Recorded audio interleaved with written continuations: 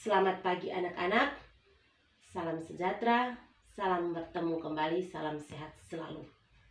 Mari kita mengawali pembelajaran kita hari ini dengan doa.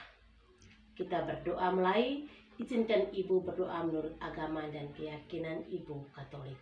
Dalam nama Bapa dan Putra dan Roh Kudus, amin. Bapa di surga, sertailah kami dalam pembelajaran ini, agar apa yang kami belajar pada hari ini dapat berguna demi masa-masa yang akan datang. Segala doa dan harapan ini kami serahkan padamu dengan perantaraan Kristus Tuhan kami. Amin. Atas nama Bapa dan Putra dan Roh Kudus. Amin. Nah, sekarang Ibu mau mengabsen dulu. Ibu absen dulu. Sheila Lagotoka, Graciela Goran, Alan De Rosari, Patrick De Rosari, Vian Mese, Ari Lewat. Semua Ibu sudah absen? Ya. Nah, anak-anak, hari ini kita belajar di tema 4. Berbagai pekerjaan. Subtema 3, pekerjaan orang tuaku. Muatan pembelajaran bahasa Indonesia, IPA dan IPS. Nah, anak-anak, sebelum memulai pembelajaran, Ibu mau tanya dulu. Siapa di sini yang ayahnya seorang petani? Ya, Ariel, jawabannya bapaknya seorang petani. Kalau Ibu sebagai seorang guru. Oke, anak-anak. Adapun tujuan pembelajaran kita pagi hari ini adalah yang pertama. Setelah membaca dongeng Timun Mas, siswa dapat menemukan unsur cerita secara terperinci. Yang kedua, setelah membaca dongeng Timun Mas, siswa mampu mengemukakan pendapat tentang dongeng lisan dan tulisan secara detail. Yang ketiga, setelah membaca dongeng Timun Mas, siswa dapat menemukan pendapat tentang hal-hal yang baik yang dapat dicontohi dari cerita dongeng, baik lisan maupun tulisan.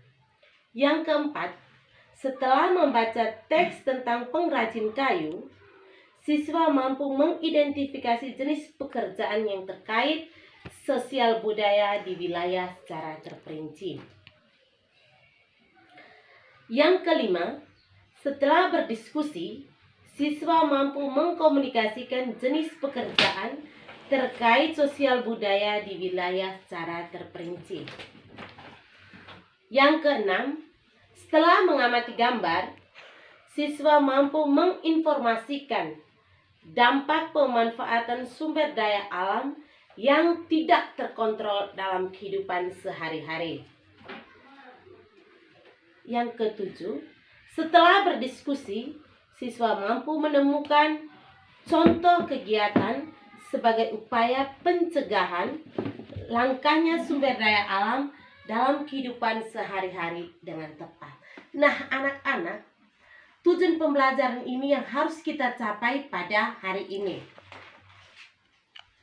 Nah, sekarang Ibu membagikan kalian cerita tentang Timun Mas.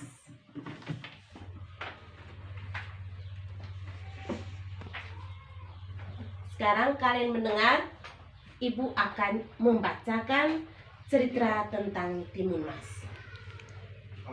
Di tepi sebuah hutan, hiduplah seorang janda tua yang bernama Mbok Sarni.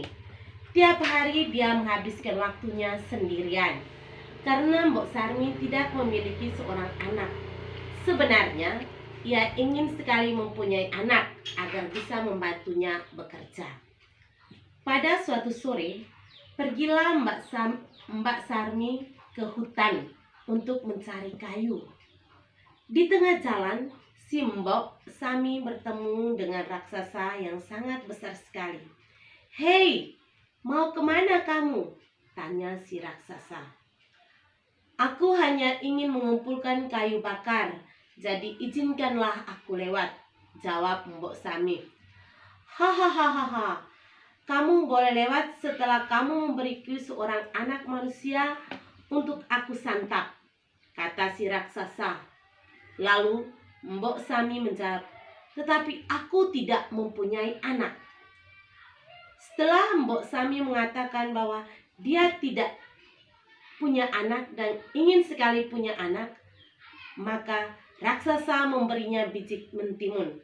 Raksasa itu berkata, wahai wanita tua, ini aku berikan kamu biji mentimun.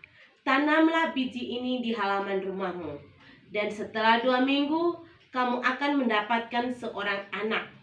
Tetapi ingat, serahkan anak itu padaku setelah usianya 6 tahun. Setelah 2 minggu, mentimun itu pun nampak berbuah sangat lebat, dan salah satu mentimun yang cukup besar berwarna keemasan. Mbok Sami kemudian mengambil dan membawa pulang ke rumah, dan setelah dibelah, ternyata isinya adalah seorang bayi yang sangat cantik jelita. Bayi itu kemudian diberi nama Timun Mas. Semakin hari Timun Mas semakin tumbuh besar, dan Mbok Sami sangat gembira sekali karena rumahnya tidak sepi lagi. Semua pekerjaannya bisa diselesaikan dengan cepat karena bantuan Timun Mas. Akhirnya, pada suatu hari, datanglah si raksasa untuk menagih janji. Mbok Sami sangat ketakutan dan tidak mau kehilangan Timun Mas. Kemudian Mbok Sami berkata, wahai raksasa, datanglah ke sini 2 tahun lagi. Semakin dewasa anak ini, maka semakin enak untuk disantap. Si raksasa pun setuju dan meninggalkan rumah Mbok Sami. Waktu 2 tahun bukanlah waktu yang lama. Karena itu, tiap hari Mbok Sami mencari akal bagaimana caranya supaya anaknya tidak di bawah si raksasa. Hati Mbok Sami sangat cemas sekali, dan akhirnya pada suatu malam Mbok Sami bermimpi. Dalam mimpi itu ia diberitahu agar Timun Mas menemui petapa di gunung. Pagi harinya Mbok Sami menyuruh Timun Mas untuk segera menemui petapa itu.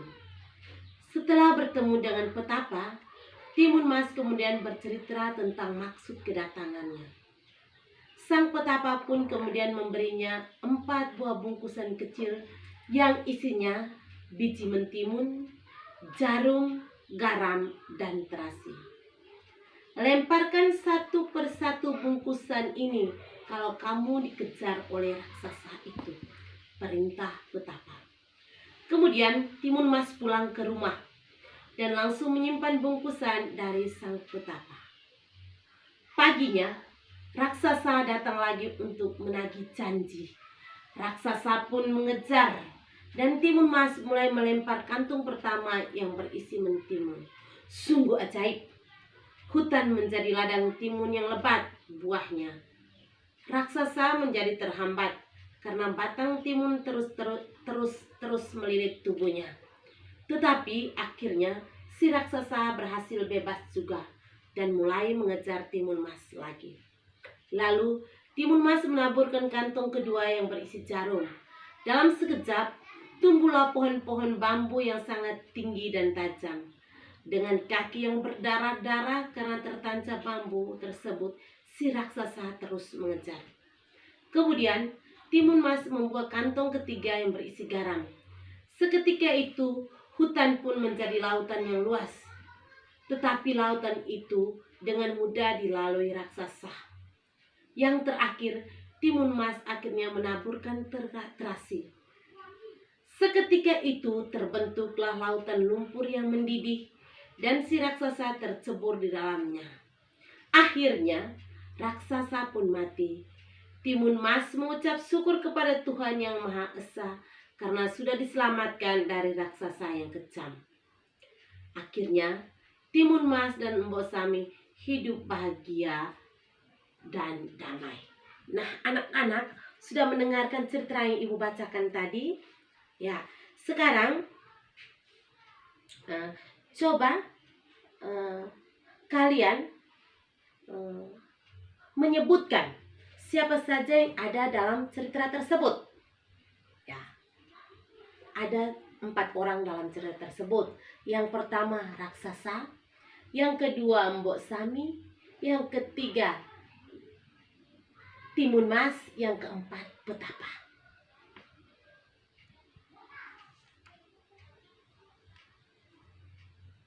Nah, dalam cerita tersebut kita bisa melihat watak pribadi dari masing-masing tokoh dalam cerita tersebut, yaitu si raksasa. Dia sangat rakus, ya toh, rakus, pemarah, pendendam. Lalu ada seorang Mbok Sami, dia adalah seorang wanita yang baik, menginginkan Timun Mas hidup. Dia yang merawat Timun Mas. Ada tokoh yang berikut namanya Timun Mas. Dia berusaha untuk mempertahankan dia punya hidup. Dia pergi menemui seorang petapa.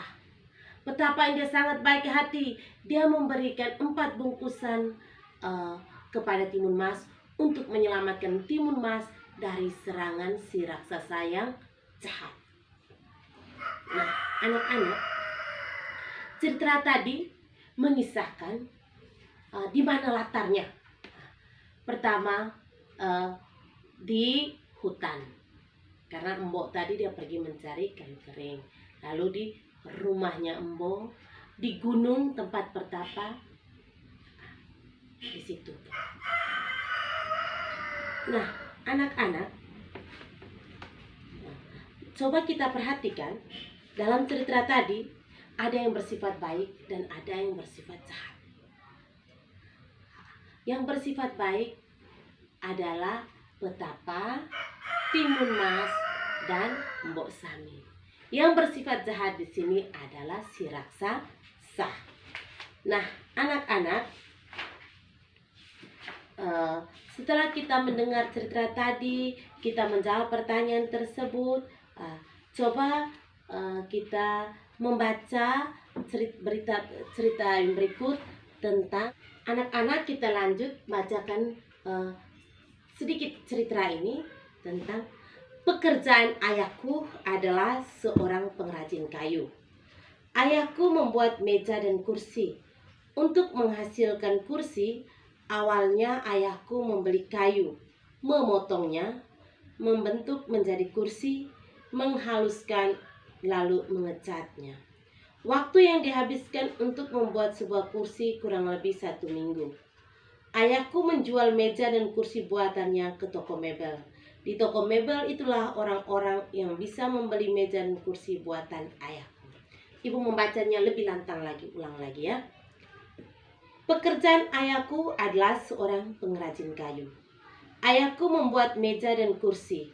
Untuk menghasilkan kursi, awalnya ayahku membeli kayu, memotongnya, membentuk menjadi kursi, menghaluskan, lalu mengecatnya. Waktu yang dihabiskan untuk membuat kursi kurang lebih 1 minggu. Ayahku menjual meja dan kursi buatannya ke toko mebel. Di toko mebel itulah orang-orang bisa membeli meja dan kursi buatan ayahku. Sudah dengar bacaan singkat tadi? Sekarang, ibu mau bertanya, produksi apa yang dihasilkan oleh ayah tadi? Ayah menghasilkan kursi dan meja. Apa pekerjaan ayah tadi? Apakah menghasilkan barang atau jasa? Pekerjaan ayah tadi adalah pengrajin kayu. Dia menghasilkan barang. Apa saja yang harus dikerjakan oleh pengrajin kayu tadi? Pertama, dia harus membeli kayu. Setelah membeli kayu, dia membuat ukuran, lalu memotong, menggergaji, membentuk sebuah kursi atau meja, lalu mengecatnya. Kurang lebih 1 minggu pekerjaannya, lalu dia menjualnya. Oke. Nah, anak-anak, coba kita perhatikan dulu. Pekerjaan dari ayah tadi adalah pekerjaan yang menghasilkan barang. Ada 2 jenis pekerjaan. yang menghasilkan barang dan yang menghasilkan jasa. Contoh ibu ini adalah seorang guru. Pekerjaan ibu ini menghasilkan jasa. Jasa ibu punya dihargai dengan dibayar gaji. Sedangkan ayah tadi adalah seorang tukang, membuat mebel, membuat kursi meja. Pekerjaan ayah ini dia menghasilkan barang. Maka barang itu dijual menghasilkan uang. Oke. Nah, anak-anak,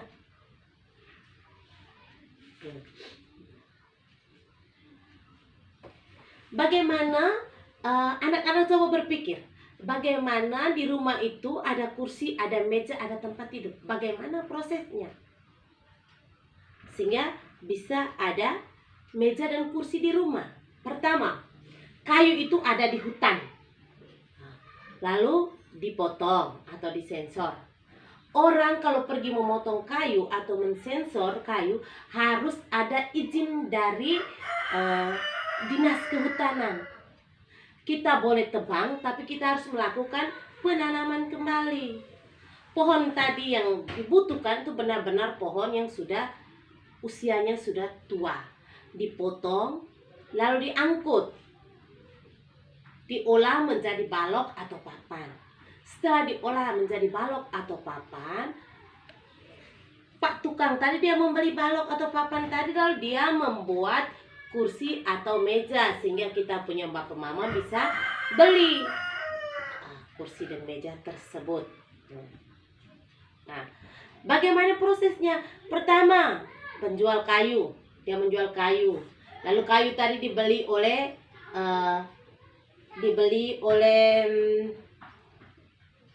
orang kota, dan angkut itu beli. Dia beli, dia tampung di dia punya gudang, lalu dia tulis di situ bengkel jual kayu. Lalu Pak tukang datang beli kayu tadi. Setelah dia beli, dia pulang, dia buat kursi meja, lalu dia menjualnya kembali. Prosesnya begitu lama ya anak ya. Begitu butuh proses begitu banyak. Maka supaya meja kursi itu sampai di rumah, pasti ada perantara. Di sini ada namanya produsen, distributor, dan ada namanya konsumen. Produsen itu Pak tukang tadi, dia menghasilkan, dia membuat kayu. Kayu tadi dibuat menjadi kursi atau meja, lalu dia menjualnya kepada distributor. Distributor datang beli, lalu distributor tadi pergi jual lagi, lalu kita beli. Kita tadi disebut sebagai konsumen atau pemakai. Seperti itu anak. Bisa mengerti sampai di sini? Oke. Nah, anak-anak,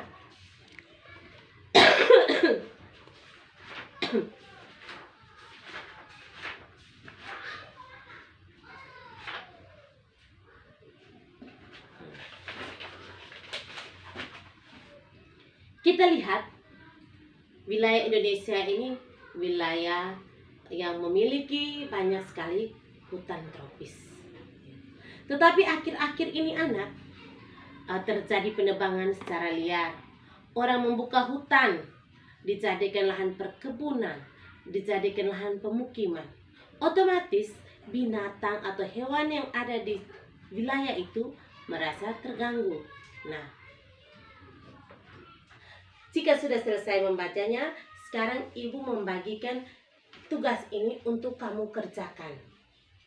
Masing-masing anak mengerjakannya berdasarkan kelompok yang ibu bentuk. Ini, kamu kerja yang pertama ini. Ibu beri waktu 5 menit untuk mengerjakan. Setelah itu kita kumpul.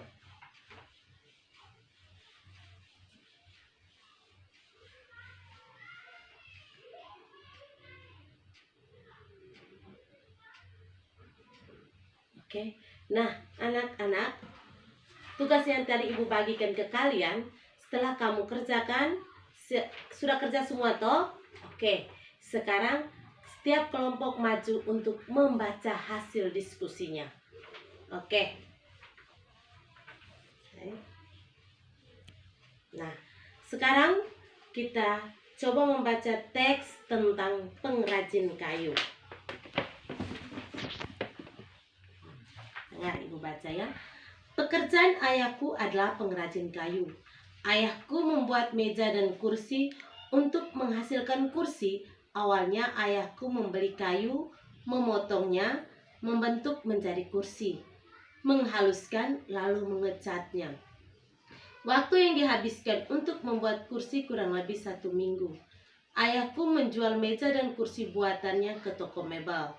Di toko mebel itulah orang-orang bisa membeli meja dan kursi buatan ayahku. Nah, anak-anak, setelah mendengar cerita yang ibu bacakan tadi, sekarang ibu membagikan tugas pada kalian untuk kalian mengerjakan di kelompok masing-masing.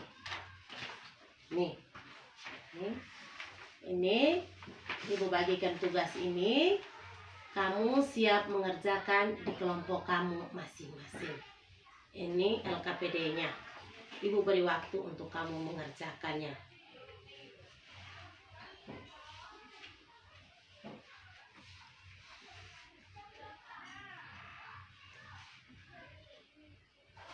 Nah, setelah selesai kerja, sudah selesai, ibu minta untuk masing-masing kelompok melaporkan hasil diskusinya mengerjakan LKPD yang kedua tadi. Silakan.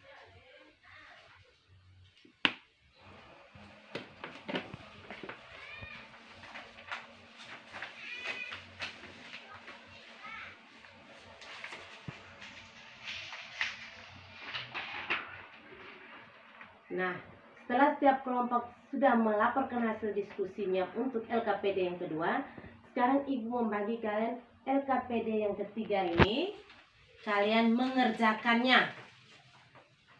Setelah mengerjakannya, kalian membacanya seperti tadi per kelompok. Ibu beri waktu 10 menit.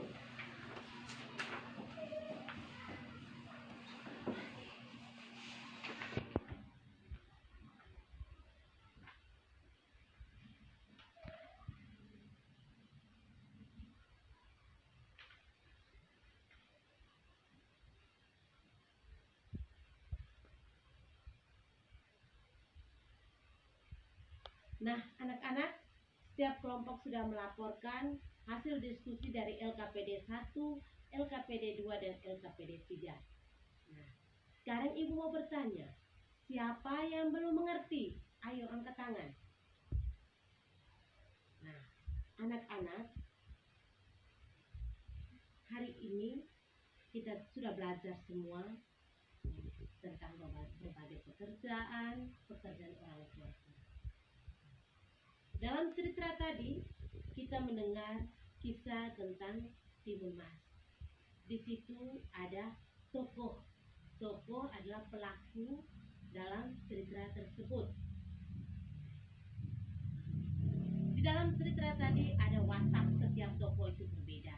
Ada yang watak baik, ada yang watak jahat. Yang berwatak baik adalah Ketapa, Mbok Sarmi, dan Timun Mas. Yang berwatak jahat atau tidak bagus di sini adalah cerita tadi berada di sebuah hutan. Desa yang sunyi di sebuah hutan. Nah, anak-anak, itu adalah sebuah cerita fiksi berupa khayalan atau cerita imajinasi dari pengarang. Ada amanat dari pesan tersebut, dari cerita tadi. Yang pertama, kita harus berbuat, kita harus saling menyayangi. Ya, oke. Lalu tadi ada seorang pengrajin kayu yang menghasilkan meja dan kursi. Pekerjaan yang dia kerjakan ini menghasilkan barang. Barangnya itu dijual, mendapatkan upah atau bayaran berupa uang. Uang itu digunakan untuk memenuhi kebutuhan hidup sehari-hari. Di sini dia memanfaatkan hutan, kayu yang dia gunakan untuk membuat meja atau kursi. Bagaimana caranya sehingga hutan itu tidak gundul, sehingga kebutuhan kayu tetap terpenuhi? Maka sebagai manusia, sebagai orang yang tahu aturan, maka kita setelah menebangnya, kita harus menanam kembali sehingga kita punya anak cucu lagi, nanti mereka menikmati kayu tersebut. Jika kita tidak tanam lagi itu kayu, maka otomatis jenis kayu itu akan punah dan lama-kelamaan hutan ini akan semakin gundul. Kalau hutan sudah gundul, maka akan adanya banjir, akan adanya tanah longsor, ketersediaan udara segar semakin berkurang. Pekerjaan orang tua ini ada dua jenis pekerjaan. Pekerjaan yang menghasilkan barang dan pekerjaan yang menghasilkan jasa. Contoh pekerjaan yang menghasilkan barang seperti pengrajin kayu tersebut. Yang menghasilkan jasa seperti ibu guru. Guru itu pekerjaan yang menghasilkan jasa. Nah, anak-anak, dalam menggunakan sumber daya alam, kita harus hemat. Memanfaatkan sesuai dengan kita punya kebutuhan. Jangan engkau tidak butuh dan engkau tebang sembarang pohon, itu tidak bagus. Pohon itu dia akan mati, lalu tumbuhan-tumbuhan sekitar situ, binatang-binatang sekitar situ akan punah. Nah, anak-anak, mari kita sama-sama mencintai lingkungan kita punya ini dengan cara menjaga kelestarian, memanfaatkan penggunaannya sesuai dengan kebutuhan kita. Oke anak-anak, siapa yang belum mengerti? Ayo. Nah, ternyata semua sudah mengerti. Jika ada yang belum mengerti, ibu selalu bersedia untuk memberikan jawaban kalau anak-anak mau bertanya. Anak-anak, pembelajaran kita hari ini sampai di sini dulu. Ingat, jalankan prokes, jaga kesehatan, jaga pola makan, dan lebih banyak beristirahat dan belajar. Nah, mari kita menutupi pembelajaran kita ini dengan doa. Izinkanlah ibu berdoa menurut keyakinan dan kepercayaan ibu. Dalam nama Bapa dan Putra dan Roh Kudus. Amin. Bapa di surga, terima kasih atas penyertaan selama pembelajaran tadi. Sekarang Bapa, kami mau pulang. Lindungilah kami dalam perjalanan pulang, sehingga kami boleh tiba di rumah menemui keluarga kami dalam keadaan selamat. Namun Tuhan kami puji hari ini, besok, dan sepanjang segala masa. Amin. Atas nama Bapa dan Putra dan Roh Kudus. Amin.